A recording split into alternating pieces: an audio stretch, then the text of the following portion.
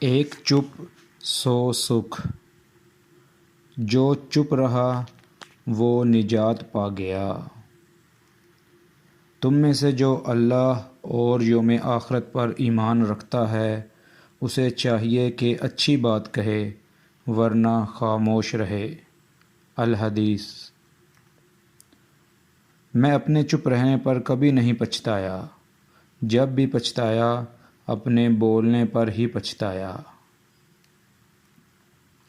جن دلائل کو جھٹلانا سب سے مشکل ہے ان میں سے ایک خاموشی ہے۔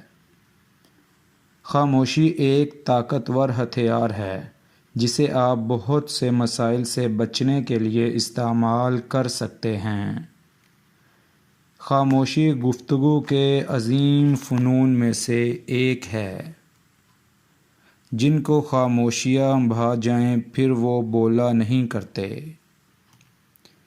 خاموشی میں وہ تمام جواب پوشیدہ ہیں جو ہم اتنے عرصے سے تلاش کر رہے تھے۔ خاموشی خالی نہیں ہے، یہ جوابات سے بھری ہوئی ہے۔ آدمی جتنا سمجھدار ہوگا اتنا ہی کم بولے گا۔ بات کرنا دوا کی طرح ہے، جسے تو تھوڑی لے گا تو نفع دے گی اور اگر بہت زیادہ لے گا تو تجھے مار ڈالے گی۔ بعض دفعہ خاموشی وجود پر نہیں دل میں اترتی ہے، پھر اس سے زیادہ مکمل، خوبصورت اور بامعنی گفتگو کوئی اور چیز نہیں کر سکتی، اور یہ گفتگو انسان کی ساری زندگی کا حاصل ہوتی ہے، اور اس گفتگو کے بعد ایک دوسرے سے کبھی دوبارہ کچھ نہیں کہنا پڑتا، کچھ کہنے کی ضرورت رہتی ہی نہیں۔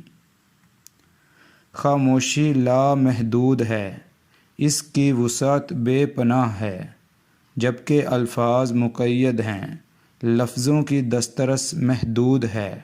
خاموشی زیادہ معنی خیز ہے بنسبت لفظی بیان کے، اس لیے خاموشی کو پڑھنا سیکھیے۔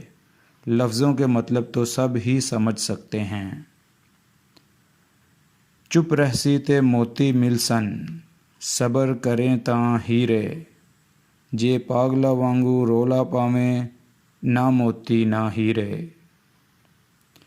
Meaningful silence is better than meaningless words.